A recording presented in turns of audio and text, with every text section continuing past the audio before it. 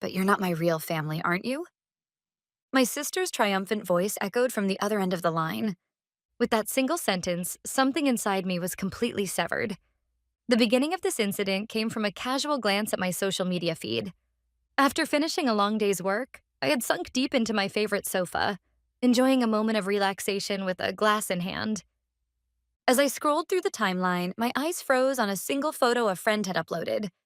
It showed an elegant wedding invitation, printed on glossy pearl paper, the couple's names embossed in gold, luxurious in every sense. And the bride's name engraved there was my sister, Olivia. Olivia, congratulations on your engagement. Thank you for such a beautiful invitation. I can't wait for the wedding. That message from a friend was followed by a flood of cheerful comments. Congratulations. Can't wait to see your dress. A chorus of joy echoing through the screen.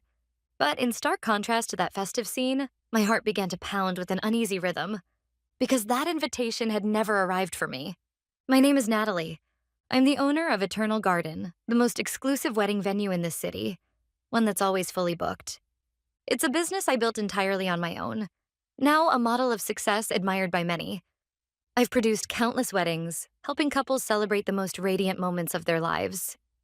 And yet, I might not be invited to my own sister's wedding. A few months ago, Olivia told me she was getting married. Right after I congratulated her, she pleaded, "Could you use your connections to reserve that famous hotel for me?" Using my professional network, I managed to secure the reservation, something normally impossible. And yet, nothing has arrived for me since. Was the mail delayed? Or was Olivia planning to hand it to me personally? I ran through every possibility in my mind, but experience whispered the harshest truth. I put down my glass and picked up my smartphone. I dialed Olivia's number.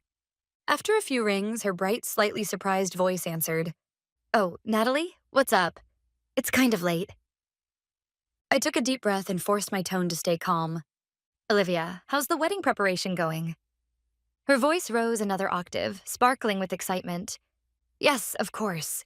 It's the busiest time, but also the most exciting. I just finished sending out all the invitations." "I see, good work. About those invitations, actually." I got straight to the point. "Could it be that mine just hasn't arrived yet by mistake?" The moment I asked, I heard Olivia quietly chuckle on the other end of the line. That malicious laugh shattered the faint hope I had been clinging to. "A mistake? No, there's no mistake." She was enjoying it, that cruel pleasure of hurting me at that very moment. Then, in a triumphant tone, she drove in the final blade. "Because you're my sister, but not really my family, aren't you?"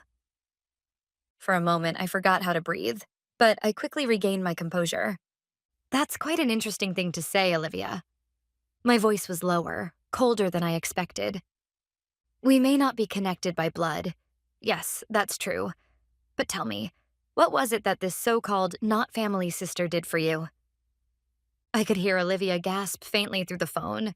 I continued, "That five-star hotel you dreamed of. The one that usually has a 1-year waiting list? Who do you think pulled strings to secure it for you? You can't even imagine how much trust I've built in this industry. And I spent that trust on you, just to grant one selfish request. Tell me, does that sound like something a non-family member would do?" For a brief moment, Olivia was silent. Then, with her usual mix of childishness and venom, she snapped back. "So what? You're successful, aren't you? It's only natural. That's your duty as family." Duty. That one word was the final blow. The last remnants of my illusion of family vanished completely. "I see. All right then," I said quietly. "I'll make sure to fulfill that duty of yours, to the letter. I'll give you the perfect wedding." Before Olivia could respond, I ended the call. The screen went dark, and in the silence of the room, only my cold resolve remained. My parents, who had been unable to have children, once welcomed me into their lives as their adopted daughter. But a few years after I came into their home, a miracle happened.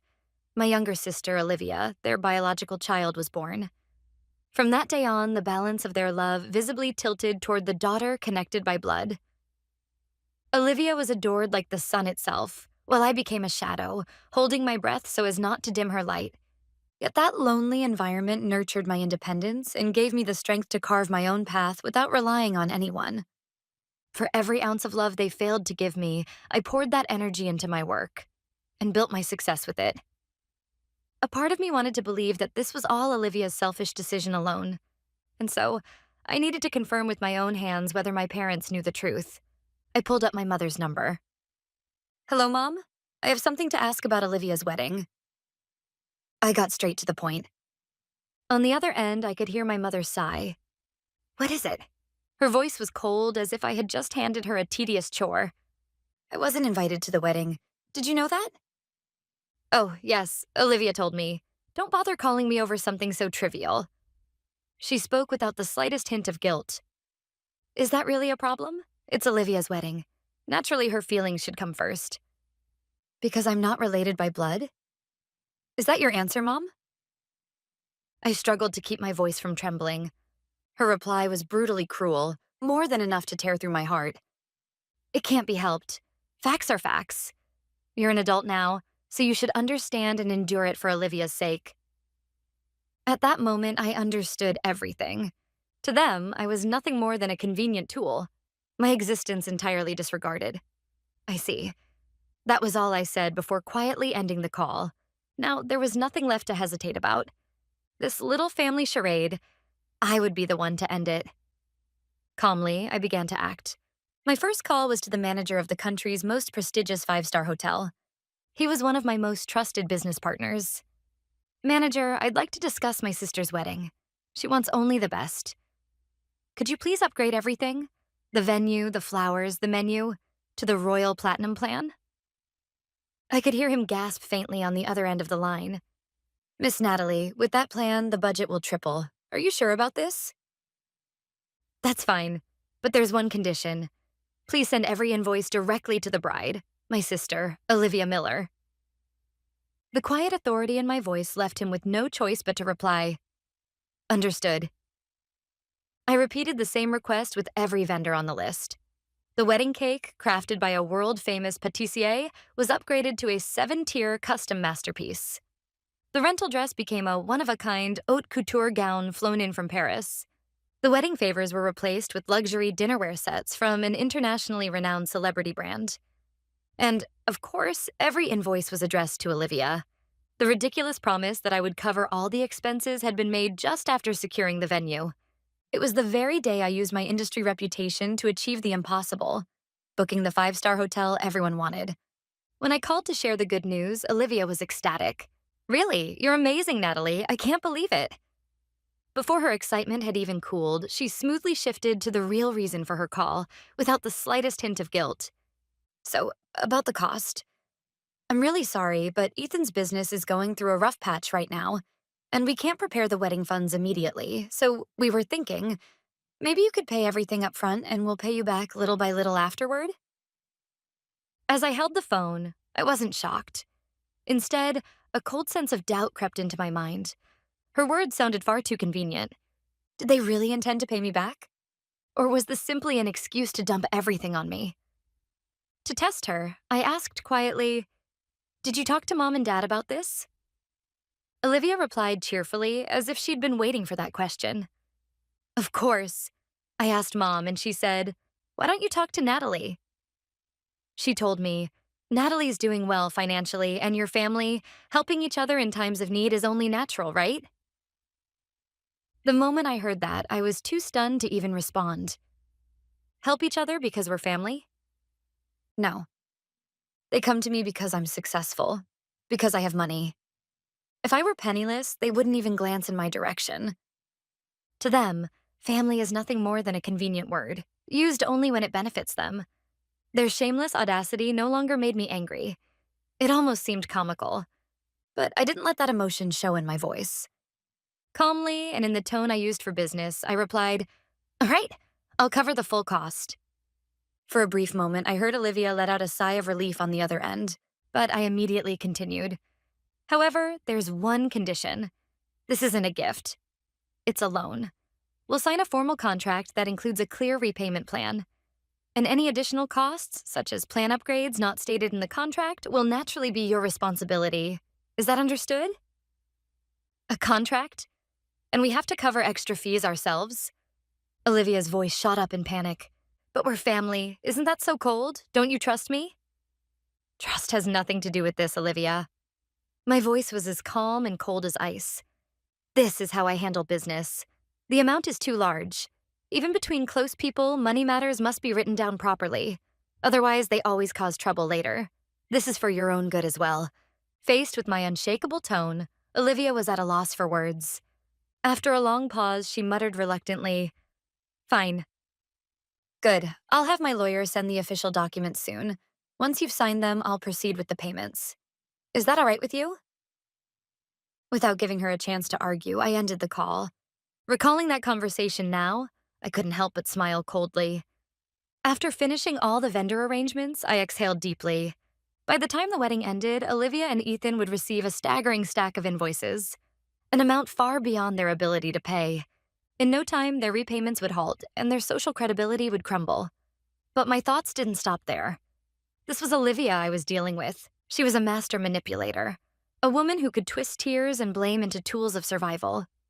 She would cry, "My sister tricked me," or "She forced me into an expensive plan," and throw herself at the mercy of our parents or Ethan, winning their sympathy with ease. If that happened, this revenge would be reduced to nothing more than a petty financial quarrel, just another ugly family dispute in the public eye. That wouldn't be enough. Far too lenient. So my mind turned to Olivia's fiancé, Ethan. I replayed her words in my head once more. Ethan's business is going through a rough time, and we can't prepare the wedding funds right now. Was that really true? After years as a business owner who'd seen every kind of person, my instincts were screaming a warning. A man whose company is truly in trouble doesn't plan an extravagant wedding beyond his means. And he certainly wouldn't so easily agree to let his fiancé's sister cover the entire cost. That is not something a person with pride would do. Could it be that this man, Ethan, is the same kind of person as Olivia? Someone who parasitizes others and feels no pain in exploiting their goodwill. Or perhaps something worse. He might have approached Olivia with my assets as his true target. I recalled the contract I had made Olivia promise to sign. This is not a gift, but a loan. Yes, this was business. It was the same as my company lending a massive sum to a joint venture called Olivia and Ethan. If so, conducting a credit check on the borrowers was nothing more than standard risk management for an owner. I reminded myself of this. This was legitimate due diligence to protect the precious assets I had built. I would determine whether the other party was worthy of trust.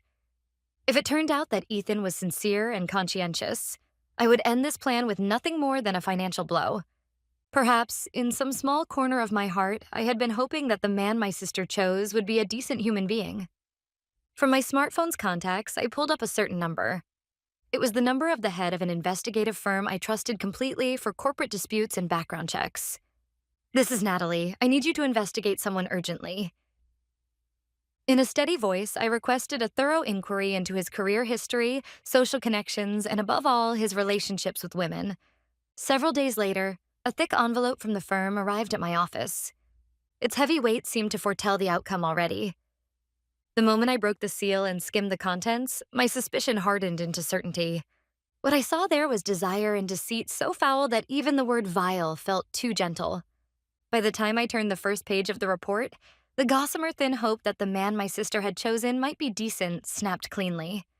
While dating Olivia, Ethan had, at the same time, maintained serious relationships with two other women. At least two that could be confirmed. The report contained photographs documenting in exact detail the dates and times he entered hotels with each woman. In one image, he was seen fastening a necklace, the same brand he had given to Olivia, around another woman's neck, smiling at her with unmistakable intimacy. There wasn't even a shadow of guilt on his face. What horrified me even more were the screenshots of his messages. Just hours after sending Olivia, "You're the one I was destined to find?" He had texted another woman, "I love you. Once I break up with Olivia, I'll be with you." But the most damning piece was a conversation with one of his friends. "Her sister owns a famous wedding venue. This marriage is an investment in our future." My wealth. So that was his true goal. Olivia was merely a convenient stepping stone toward it. Without showing any emotion, I began scanning each piece of evidence one by one. The process felt like fitting together the final pieces of a puzzle. I saved every image, every glimpse of Ethan's true nature, onto a USB drive. When I placed it in the drawer, there was a faint, dry click.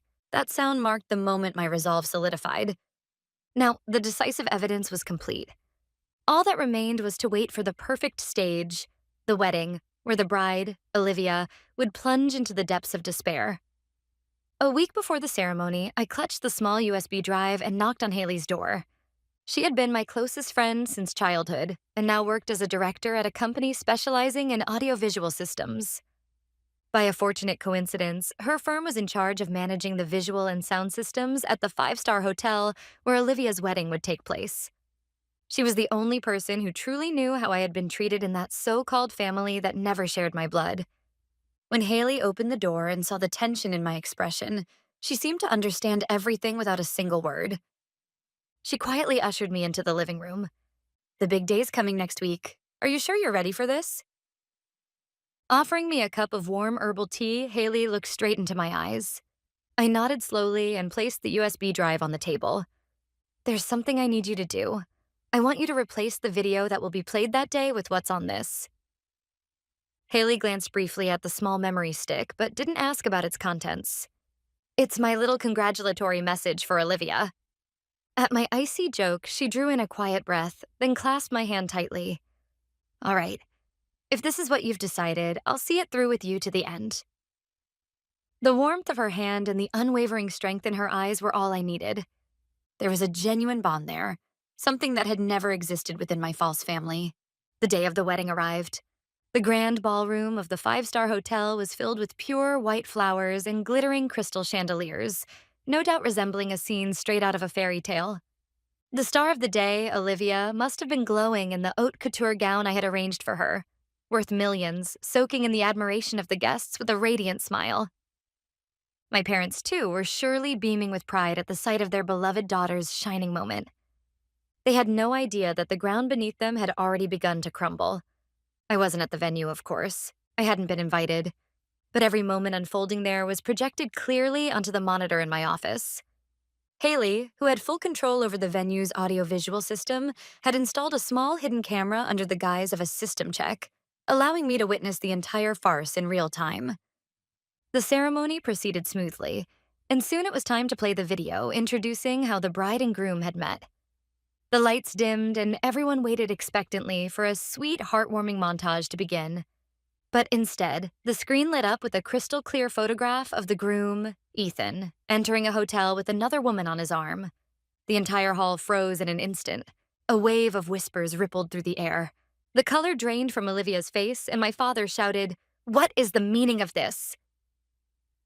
But the nightmare was only beginning. The images continued to change. Ethan kissing one woman, then another. Then came screenshots of his messages.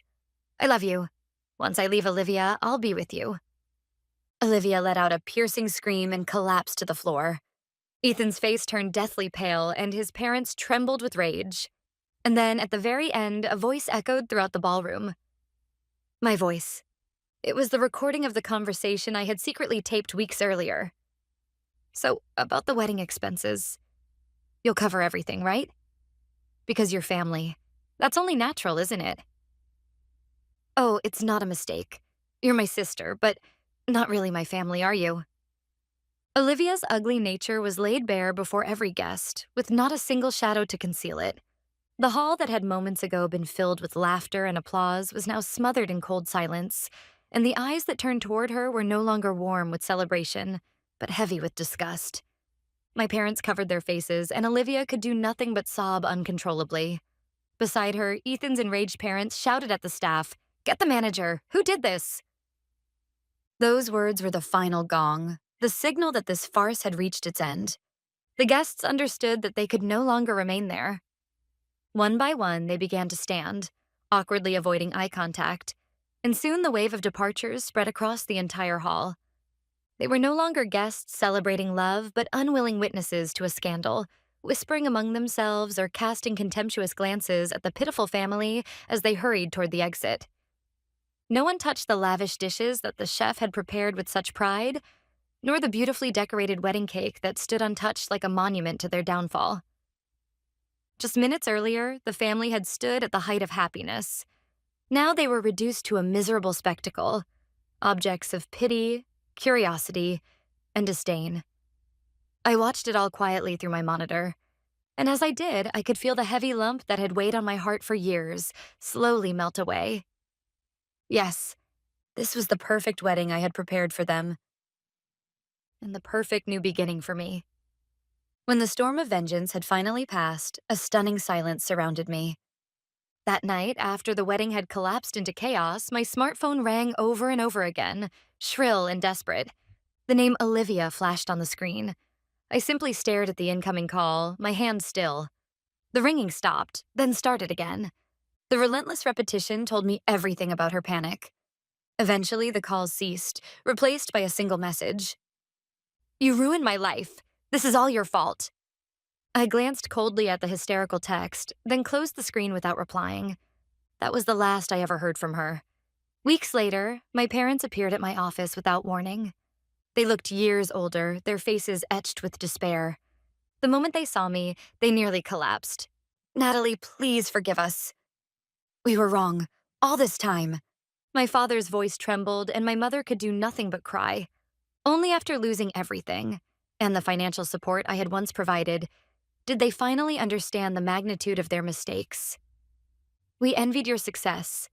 We couldn't bring ourselves to love you as our real daughter. We were so wrong." My father's quivering apology, at least, sounded genuine, but their words no longer reached my heart. I wish I had heard those words sooner, but it's too late now. The day you told me I wasn't really family, that day, the bond between us was completely severed. When they tried to speak again, I raised my hand to stop them. "I'll accept your apology, but we're no longer family and I will never welcome you back into my life. Please leave, and don't ever appear before me again." Turning my back to them, I walked away without a single glance. Behind me, I could hear my mother's sobs, but they no longer stirred any pain inside me.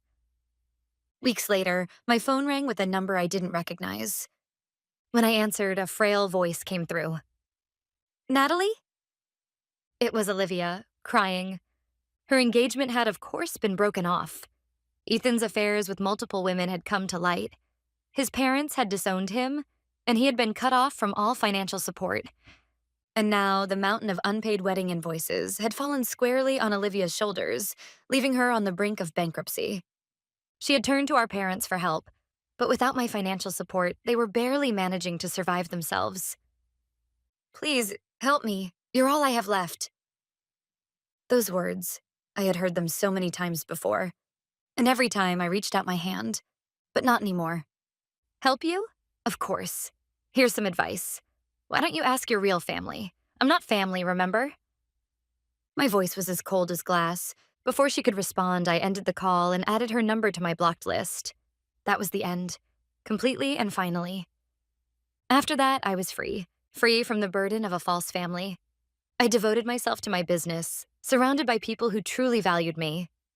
Eternal Garden thrived more than ever, celebrating the joyous beginnings of countless couples. And most importantly, Haley, my dearest friend and now business partner, stood beside me. A true family born not from blood, but from choice. The simple, quiet days I spent with her became the most precious treasure I had ever known. As for Olivia and my parents, I no longer wondered what became of them. I no longer needed to play a role in anyone else's story. For the first time, as the sole protagonist of my own life, I have finally welcomed my true spring.